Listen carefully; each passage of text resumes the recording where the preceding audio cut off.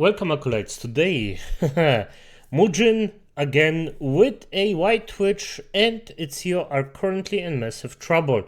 I am very interested in this because the Twitch thing, I'm gonna be honest, it gets out of hand. Like, I do not understand how Facebook got so much just stuff thrown at them, but Twitch is literally a softcore site, a very, very racist softcore site, and it just gets away with it.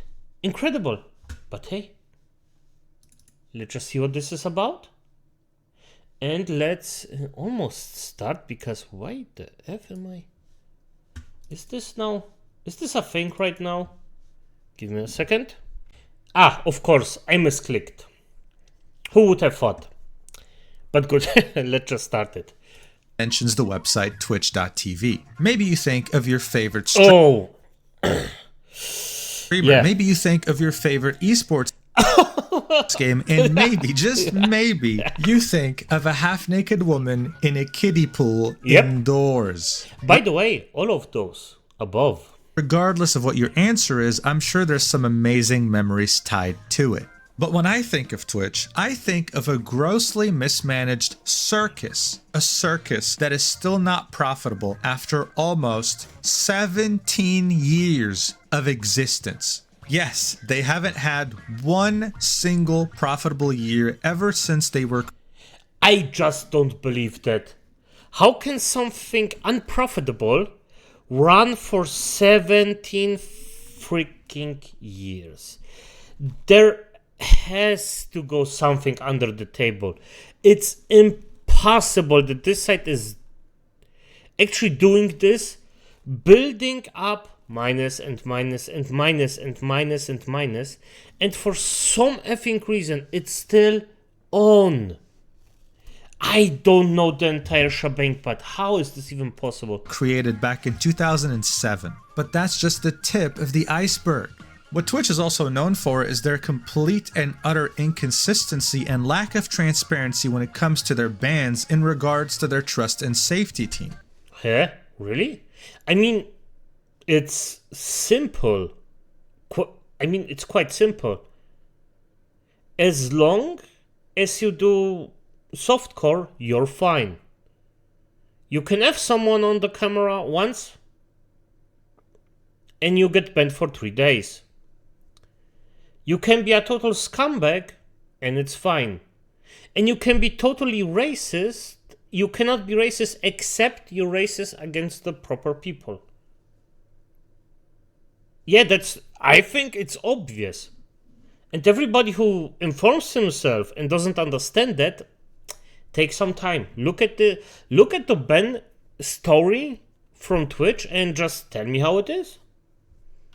They show very, and I mean very clear favoritism to some streamers while showing...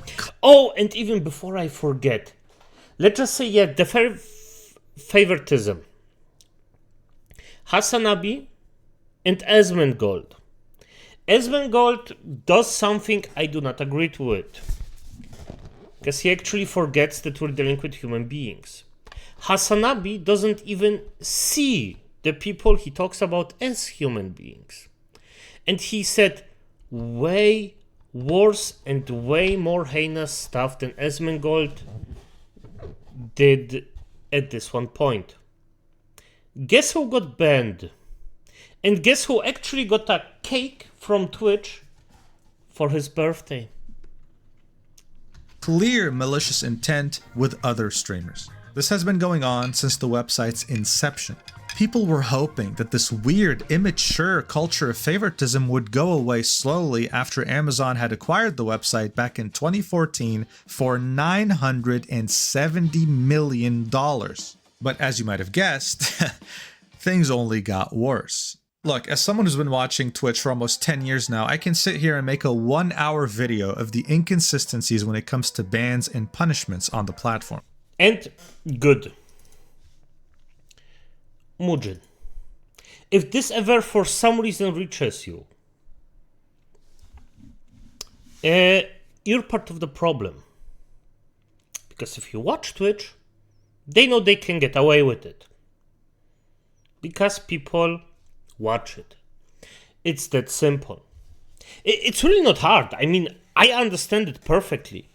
It's just how the world works to a certain degree. And no, don't understand me wrong. I do not think that Mujin is inherently like the only one that's fault about Twitch, because there are a lot of more people. If only Mujin watched Twitch, nothing would like the site would die. But there are a lot of people that actually still watch Twitch, and well, don't stop it. So that's why it's still there. But I'll just show you a couple, because it'll be enough for you to understand why I wouldn't trust a single Twitch employee to put the fries in the bag at a McDonald's. In 2020, the streamer Alinity was dancing on stream. She showed her nipple by mistake. That's considered adult content. In any case, she got banned for 1 day. Cool. In the same year, 2020, a well-known streamer by the name of Pokimane, who I'm sure you've heard of, opened up a hub link, okay? One of the biggest adult video websites, showing what was on the front page. Yeah. I didn't even know that. Yes, many videos of people getting penetrated. She said it was an accident. In the end, she only got a warning from Twitch, okay? Not even a ban or anything. An email saying that, hey, what you did was kind of bad. Please don't do it again. In that same year, yes, I don't know what happened in 2020 in particular, Thorson, a very well-known streamer, clicked on an Imgur link in his chat, something he does all the time. What he didn't know, though, was that it was a GIF. It started off as an image of a meme and then transitioned into a woman sucking on a horse sausage. Yes, you heard that right. A horse. Holy shit. Okay. So it wasn't... I mean, you should control those things before you put them out, but still. Sausage. I can't go into more detail. We're on YouTube. Regardless, though, it wasn't intentional. He had no idea. It was a troll in chat. What happened? He got banned indefinitely. Yes, forever. Damn. With no date of an unban. Only getting his ban reversed after more than a month. Now check this out. A streamer was getting backshots live on stream while replying to chat. This went on for multiple minutes as she was getting railed from behind. She gets banned, but for 1 week. She comes back to streaming and blows up. She has over 30,000 followers. Yep. You see the pattern here? Well, I'm just gonna ask you, Acolyte, am I wrong? No. Exactly. There is no pattern, just clear favoritism and malice towards specific streamers. This is why for a long time, no one could take the platform seriously. In fact, for a long time, there was this running joke. The head of partnerships at Twitch, who has been there for over a decade, even after Amazon buying the company, was a man called Hassan Bukhari. People would joke that female streamers got special treatment due to Hassan. Those jokes became rumors, and those rumors became out of control, especially with all the terrible decisions Twitch was making at the time. I mean, let's just be honest. Normally, I wouldn't...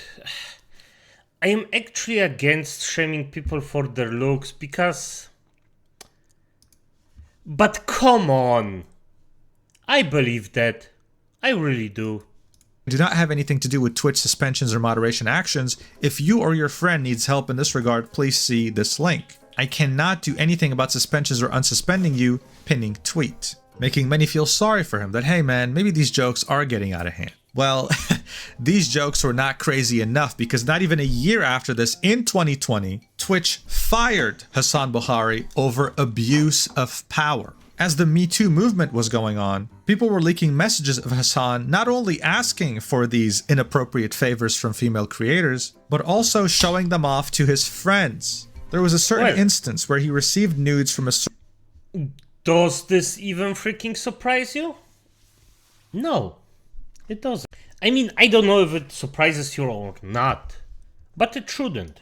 Certain female Twitch streamer, and the first thing he did was join a voice chat with his friends and show it off, saying, oh my god guys, I just received her boobs, oh my god, check this out. This man was the head of partnerships, okay? He had the ability to give you partner if he wanted to as well, which he definitely did if you sent him inappropriate images as a female creator. And bear in mind, this was 6 years after Amazon had dished almost $1 billion to acquire the website. This showed us that even after all these years, Twitch had the organizational structure of a startup, except it only had the negative aspects of a startup with no positives. Now we got it, because for fuck's sake, startups Startups most of the time are really, really good people, or they actually want to do something with their life, so they work their asses off. Anything from favoritism to cringy ass bro culture to unprofessionalism, and a lot of moments where they were just winging it. Many people place the blame on Emmett Shear, one of the original 5 co-founders of Twitch.tv, or Justin.tv as it was known before the name change. The public perceived Emmett as someone who had zero control over the company, as someone who was more concerned with network engineering, with the website's infrastructure, rather than its culture and trust and safety policies. After resigning in March of... And what's so bad about it? He specializes in this, so he could actually get someone who specializes in the different thing. It's fine. I don't see anything inherently wrong with that. 2023, people were hoping that his successor would finally be able to steer Twitch in the right direction and make it go from unprofessional frat club to an actual professional functioning company who is a subsidiary of Amazon. The person replacing him as Twitch CEO was the person who used to be the president of Twitch, who is Dan Clancy, someone who used to work at NASA and Google and somehow ended up at Twitch. From day one, he did his best to show everyone that he was the hip and cool CEO, someone who sought to understand streamers at a core and fundamental level. You know how cringe this is? Just do your fucking job. And I really have to stop cursing again, because the videos just don't get any mileage if I curse all the time. Yes, I tried it again. Well, I'm a Polish guy living in Germany. Curses are every day here. I don't even see anything wrong with it, but okay. As I said, this guy, just stop being cringe, for fuck's sake. You're not an influencer, you're a CEO. Do your job as a CEO, not as an influencer. To give them exactly what they want. He went on to do so many collabs with bigger streamers, smaller streamers, you name it, and even started streaming himself weekly on his Twitch channel, really emphasizing the fact that he was here. And just like when Amazon was buying Twitch, people were yet again hopeful, optimistic that this was finally going to lead Twitch in the direction it so desperately needed to go to. But guys, the website got infinitely worse. There was yet again a complete lack of direction. I'm sure you remember the whole fiasco that happened with the pools, hot tubs, and beaches category. Twitch simply did not know what it wanted to be or who to cater to. They would always keep revising their terms of service to the point where things don't really make much sense even by today's standards, because things are not enforced equally. Favoritism is still very much present. One of the biggest incidents on Twitch, just in general because of how ridiculous it is, was in 2024 at the end of April. A streamer by the name of Denims on the left here said on stream that she would pay $30,000 to whoever made Asmongold disappear. Yes, I'm serious. This actually happened. She didn't say, hey guys, I'm just joking, haha. No, she said it with a serious straight face like the one you're seeing right here. And unfortunately for Denims, we're not in the American Wild West of the late 1800s. You can't just put a bounty on someone's head like this. It's without exaggeration to say that this is a federal crime. Now, Twitch's terms of service say that violence on Twitch is taken seriously and is considered a zero-tolerance violation, and all accounts associated with such activities on Twitch will be indefinitely suspended. And yet here she was calling for her fellow streamer Asmongold's assassination. You would think that Twitch would do something about this, right? Well, no. She didn't get banned, and she faced zero consequences for doing this. That's Dan Clancy's Twitch. I also need to mention the fact that very recently, in October of 2024, Twitch... Oh, yeah. This is, by the way, why I definitively decided that I won't stream on Twitch ever. With high probability. I mean, I won't say... Never say never, but... Yeah, no. If I build something up and then shit like this happens, nah. Made it illegal for VTubers to show their hips. Yes, virtual characters can't show their hips. Yet when you go to the pools, hot tubs, and beaches category, you see this. May contain sexual themes. I assure you, buddy, they're showing... And by the way, if you don't know what this splash means, It's not. It's not water. It's definitely not water. It may include a bit of water, but it's not water. Way more than their hips. Some of them are twerking for subs, man. It's not even funny.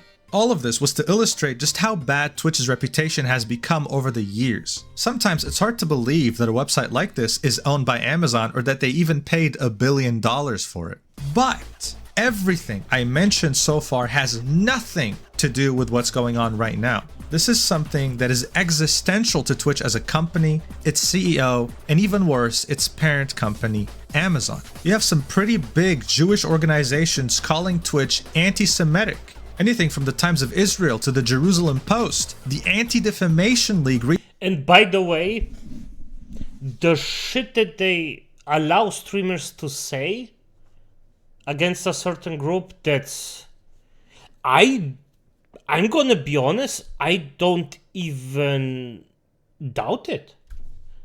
And no, I don't. I am not on either side. I think war is ugly. It just should stop, but hey, I cannot. Like, if you defend yourself, that's fine. But if you're the attacker, it's disgusting. Reached out to Twitch directly, and now many are calling for the CEO's resignation. It's a very nasty and highly political situation, and I have no interest in taking any sides. So let's try and talk about this in the most neutral, objective way possible. Let's go. This entire issue started with a clip you've no doubt seen already of Asmongold calling Palestinian culture inferior, saying that he's not sorry for everything that's been happening there. These people are not your allies. They are not the same as us. They come from an inferior culture that is horrible. It kills people for their identity, and it is directly antithetical to everything Western values stand for, and it is an inferior culture in all ways. That was the clip summed up. As you can see though, it went absolutely viral on October 14th when it happened, and it was the talk of the internet. Many people were calling on Twitch to ban him, especially since their terms of service talked about incidents like this specifically. This section in the Twitch terms of service is dedicated to protected groups. Anything that portrays a specific group as greedy or unintelligent, comparing groups to animals, insects, pests, parasites, you name it. And one of them is content suggesting that protected group members are subhuman, inhuman, or impure. So of course there was a strong sentiment that what he had said in that clip fell in that category. That's not to say that many weren't on his side. No, in fact there were. Just like the current conflict between Israel and Palestine going on right now, this was a very divisive issue. There were mostly two main opinions about this. The first opinion seeing him as a...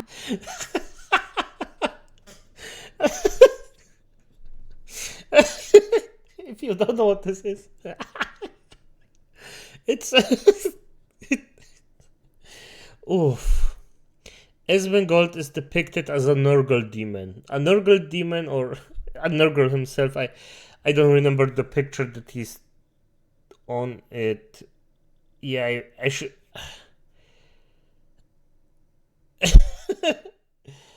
40k, one of the Chaos Gods. Nurgle is basically the father of pestilence. Like, it's... monster. As someone who didn't care about people's suffering and would go as far as to call them inferior, showing his racist side.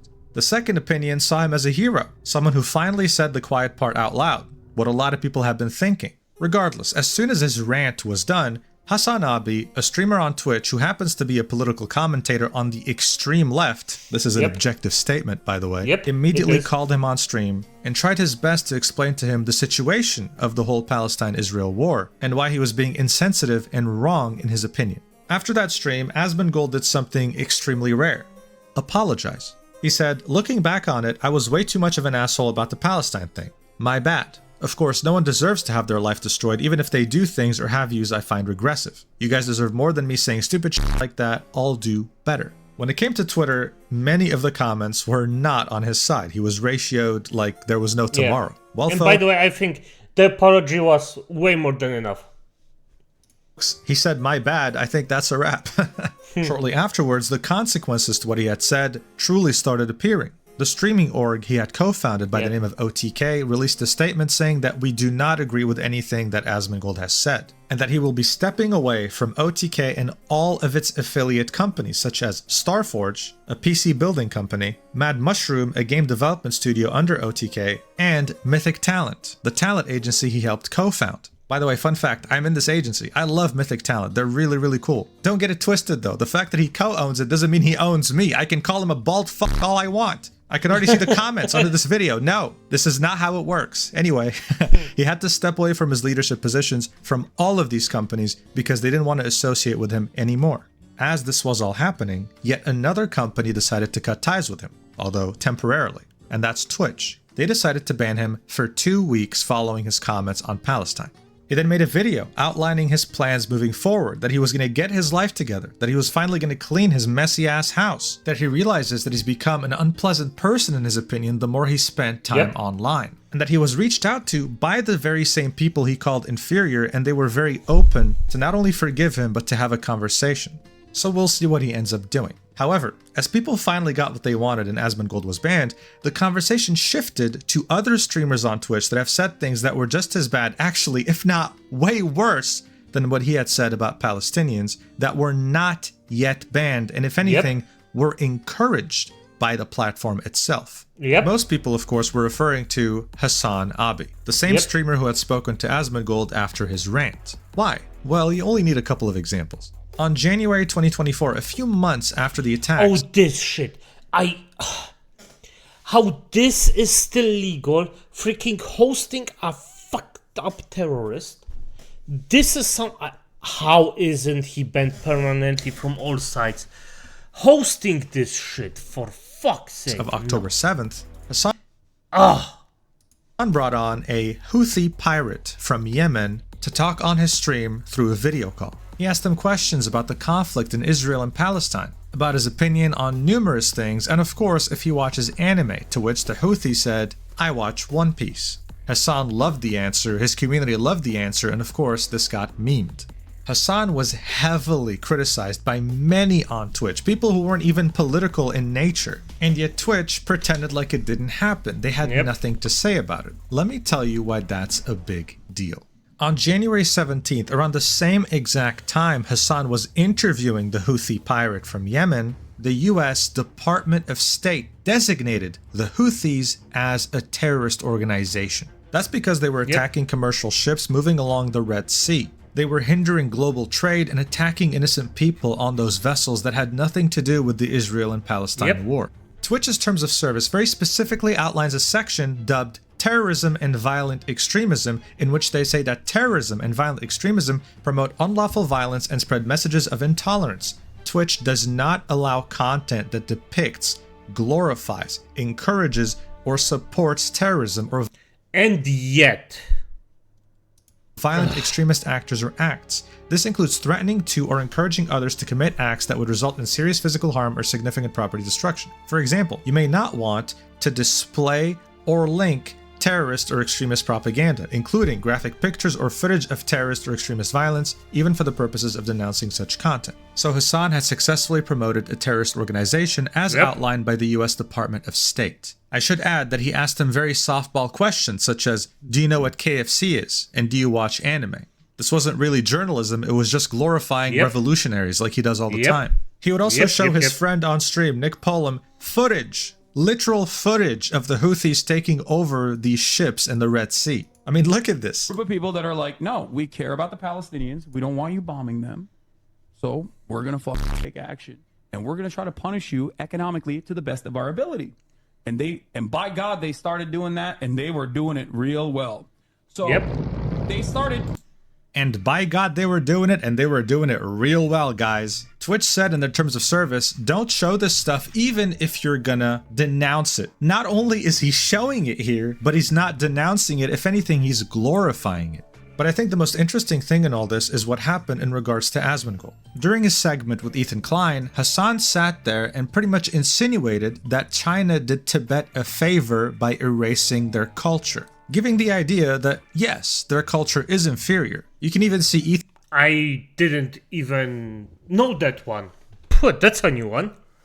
I mean, he still will get off scot-free, so irrelevant for him, but... Well, there you got it. And making fun of him, like, oh yeah, China did them a favor, didn't they? And he wasn't going against that narrative. Watch. Tibet was literally a fucking feudal slave mandate, like So autonomous zone. China did them a favor. That was one.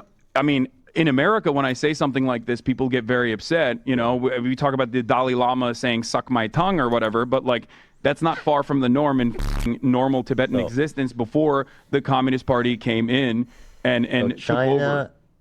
unilaterally took over Tibet, Like squelched these are. their culture. They basically are trying to, homogenize the culture. If your culture, They're trying to squelch the religion and the identity. the part of and they did them feudal a favor. warlords and This clip made people draw parallels with what Asmongold said. Yeah. How come Hassan can sit there and say that the Tibet people deserve to have their culture erased due to a couple of bad stains in their past and not face any consequences? At this point, this was clear favoritism, but it wasn't just limited to Hassan, it also stretched out to everyone who orbited around him, like that Yemeni Houthi that he brought on his stream. The same Houthi that Hassan had given a platform had posted on Twitter a man getting impaled. It's a drawing, don't worry. But regardless, it's still a man getting impaled through his ass to his mouth, and the caption reads, "The execution that we will carry out on all Zionists." Now the Houthi does have a Twitch account. He was banned on there after this tweet, created an alt account signaling ban evasion, which is That's actually surprising they banned him. I guess progress. against Twitch TOS. That account got banned too, and then after 12 hours, both of those accounts got unbanned. Progress with very, very small baby steps. What the fuck? How is this? How is the freaking FBI not behind this? Okay. Listen, you have to understand how crazy this is, okay? Making an alt account is ban evasion. Ban evasion is usually very strictly carried out by Twitch, but in this case, it was given a massive exception. This was all happening as the Asmongold stuff was happening too. Hassan was confronted about this, of course, and his response was, well, hey, at least the drawing he posted wasn't of a Jew, so I don't see what the problem is.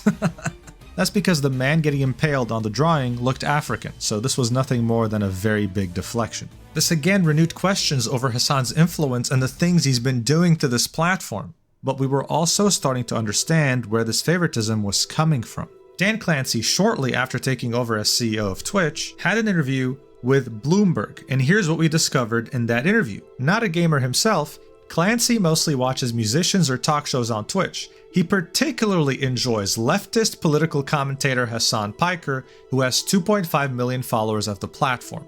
I like the frankness and bluntness, Clancy said. He's comfortable saying what he... And this absolute freak is the CEO of Twitch.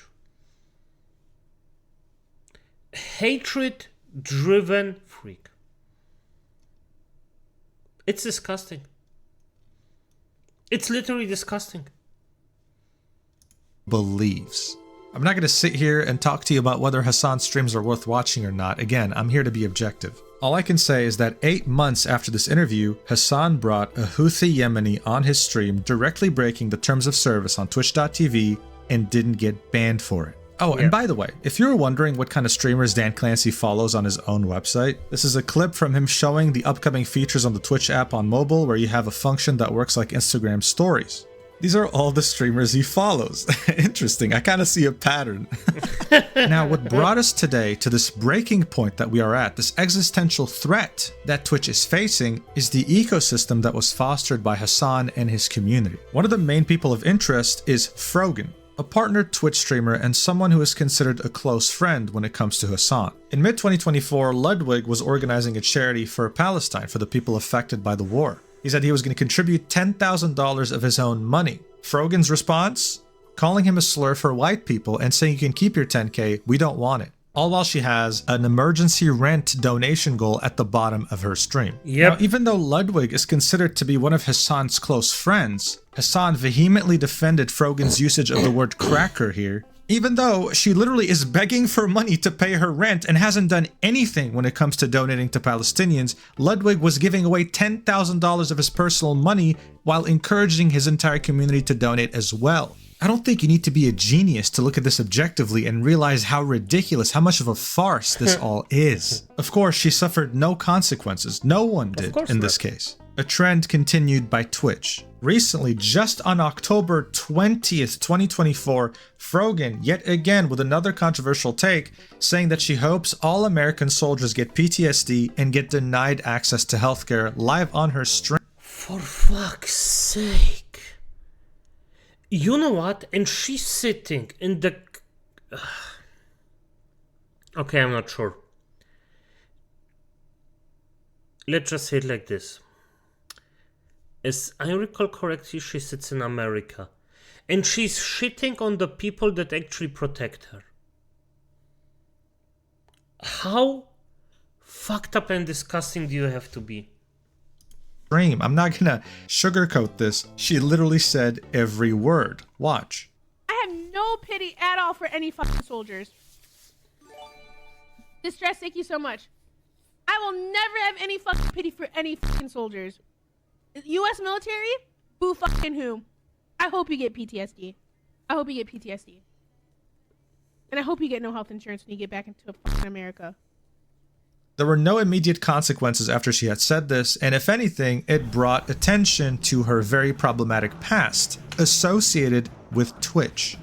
It turned out that Frogan was a part of something called the Arabs podcast. And at the latest TwitchCon, back in September of 2024, very recently, they held a panel approved by Twitch in which they had an ethnicity tier list. I'm not even joking. I'm not even making this up. This is real. The whole premise of this was, how would a streamer react about saying the word Habibi? And they had a bunch of streamers ready with the rankings consisting of Arab coded, asks permission to say Habibi, thinks Habibi is a slur and wouldn't want to say it, and the last tier being loves Sabra. So of course Hassan is placed as Arab. I mean, why wouldn't he be? Everyone here loves him and the attention he gives them. A bunch of random streamers that have nothing to do with this, like I don't even know why this is a thing, guys. Don't even ask me. And of course you have the tier saying love Sabra. Now what is Sabra?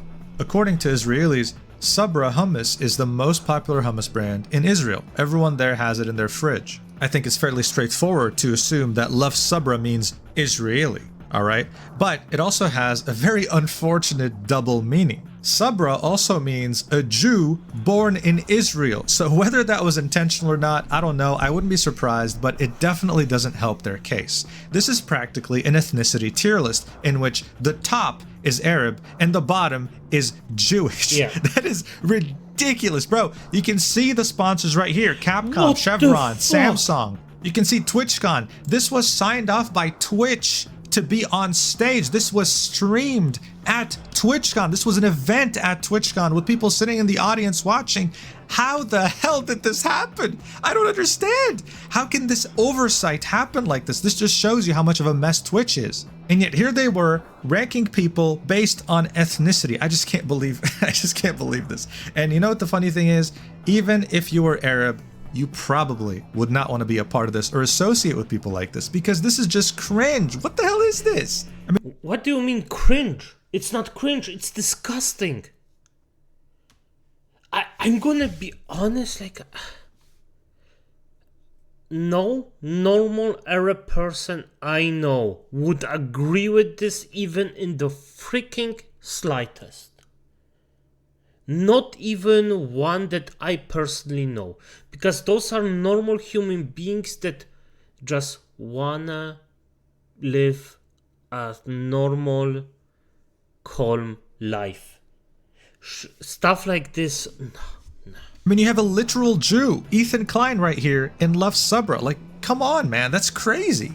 Speaking of Ethan Klein, he's actually been the biggest critic of Twitch and the CEO regarding all this stuff we've talked about in this video so far. When he saw this tier list, he was outraged. And even though at some point he and Hassan were on great terms, he had a lot of criticism towards his behavior and the people he's promoting. And to many, he was seen in the right. His opinion was warranted, that this was crazy. He was saying in his title of his latest podcast, Dan Clancy must resign as Twitch CEO. He also commented on how Hassan reacted to this tier list and had nothing but positive things to say about it. I think I should mention here that Ethan doesn't even consider himself to be a Zionist. He's against Israel's actions, but the only thing he doesn't want is the 8 million Jews born in Israel to not be expelled out of the country. This means that the only thing he and Hassan disagree on is the 8 million Jews point. But still, he's being treated like an outcast and put at the bottom of the ethnicity tier list. The objective question to ask here is, if Asmongold had done a tier list with Israeli on top and Palestinian on the bottom, would he have gotten banned, yes or no? Yeah, there was permanently. clear bias at Twitch now towards the whole Palestine and Israel conflict, and as you thought that things could not get worse, it turned out that Ynet, a pretty popular news outlet in Israel, came out with a report saying that Twitch had blocked anyone in Israel from creating a new Twitch account ever since October 13th. That's October 13th, 2023, by the way, so it's been over a year. Some people tried switching to a VPN to Israel and they would get the same thing. The IP was immediately blocked from account creation. This is the error code you would see.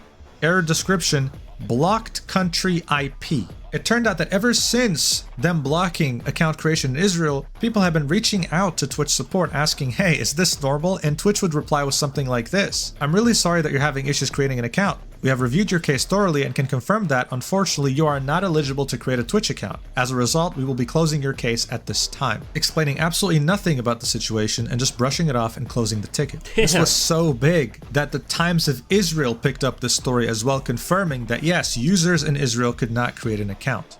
The Jerusalem Post picked up the story as well, echoing the same things that were said in Ynet and the Times of Israel. A streamer by the name of Dan Can't Stream has made it his life's mission to go after Twitch and prove that they did this deliberately and that this wasn't just a mistake. He says that as early as May 2024, there was a small ignored effort with the hashtag #BatluathTwitch, which aimed to get Twitch to answer why they could not create accounts from Israeli creators. While we're talking about this, I should mention that this wasn't just related to Israeli citizens, this was also related to Palestinian territories such as the West Bank and Gaza. So this accusation was pretty damn big, right? Twitch, and especially its parent company Amazon, does not want to be perceived as anti-Semitic, but that was exactly how people were perceiving them now. So not even a day after these accusations started surfacing, Twitch support made a tweet. We wanted to address concerns we've seen about whether we're preventing Twitch account signups in some regions. When signing up for a Twitch account, you can select an account verification method, email or phone. For added protection, following the October 7, 2023 attacks, we temporarily disabled signups with email verification in Israel and Palestine. We did this to prevent uploads of graphic material related to the attack and to protect the safety of users. Signups were not disabled, and we continue to see signups from both regions. Users could choose to sign up with phone verification. We've learned that, inadvertently, we did not re-enable email verification signups for either region. I'm just going to interrupt this tweet real quick to mention something. This argument falls apart when you realize that they didn't do this when Russia invaded Ukraine. They didn't do this to Yemen, they didn't do this to Lebanon, and they didn't do this to Myanmar. Damn! Okay. Fuck me. Yeah. I mean, still, again, it's Twitch. And I'm not saying a lot right now because this is... I will basically just repeat the same thing. It's disgusting. Why? Why isn't it freaking closed right now? And by the way, Acolyte, Mujin makes like good work here, like freaking a bunch of countries legend. Currently at war. Anyway, let's continue. We deeply regret this unacceptable miss and the confusion it has caused. We've fixed the issue, meaning all affected users can sign up with email verification. We've also heard concerns about whether our community guidelines apply to all content on our service. We continue to enforce our rules as consistently as possible No, it and doesn't. are actively reviewing content and taking enforcement action where needed. So this last paragraph was in reference to Frogan and her panel at TwitchCon with the ethnicity tier list, as well as Hassan. But they were pretty much saying that, oh, don't worry, only email verification was disabled, phone still worked, we still received signups. However, as you can see right here, they got community noted. Both email registration and phone registration were blocked. Yeah. Dan Can't Stream yet again coming up with a tweet disproving Twitch, saying, hey Dan Clancy, about mobile signup still working thing, sure doesn't fucking seem like it. Thank God we took recordings before you did damage control, attaches a video showing that mobile signup was not working in Israel, saying, resign anti-Semite to Dan Clancy. So in this video, as you Dan Can't Tweet actually does a freaking good job here. Respect on that dude. can see, there's going to be a phone number put in and it doesn't work. The code never arrives. Dan himself quote-tweeted the Twitch support tweet saying, "We just posted an explanation of what happened on Twitch support. Please look at this tweet. Very sorry about this oversight. It only came to our attention today. As mentioned in the tweet, it did not affect people using mobile phone verification. Again, very sorry this occurred." This was getting so out of hand that even the Anti-Defamation League, an American organization made to stop the defamation of Jewish people, had to reach out directly to Twitch to ask for answers and to express their disappointment. This is when things took a turning point. Look, objectively speaking, when the ADL reaches out to you out of concern as a company, it means that unless you change your course of action, you're about to lose every single sponsor on God's green earth. So Twitch is now in full damage control mode. They immediately reissued a ban on the Houthi Yemeni's Twitch channel. He usually streamed things like Rocket League, right? But this time I think it's permanent. And they banned every single streamer on the Twitch sponsored panel. Let me just remind you, this was at TwitchCon, but every single streamer here, including Frogan and Denims, the person who threatened Asmongold's life for $30,000, got banned for 30 days. This is not a permanent ban. 30 days is nothing for the shit they said, did, and do. Oh, that's just... okay. This is a 30-day ban.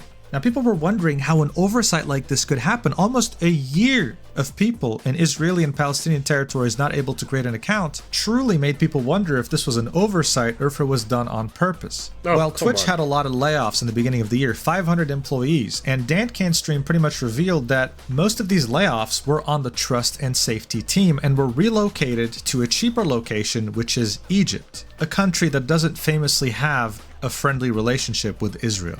So Dan's theory is that this was why the Trust and Safety team was so anti-Israel, because they were Egyptians. As this was all happening, a website by the name of DanClancySucks.com got made, hoping to get him fired, saying Dan Clancy's Twitch is an anti-Semitic hellhole, showing you clips of Ethan Klein complaining about this ethnicity tier list they had at TwitchCon, how they banned Israeli and Palestinian accounts, Hassan's many cases of problematic behavior, about how Dan Clancy enjoys watching Hassan. So yes, while the ethnicity tier list streamers got banned for 30 days, Hassan still has not been touched. The reason why so many are pushing for his ban is for fairness, is for, in their eyes, justice. Many are hoping that now, after the ADL and Stop Anti-Semitism and many other Jewish organizations reached out to Twitch, that we would finally see changes when it comes to their very inconsistent bans that have much favoritism attached to them. Whenever someone mentions Twitch, they have to mention Amazon, their parent company, and I'm sure Amazon does not want to have problems with people like the Anti-Defamation League.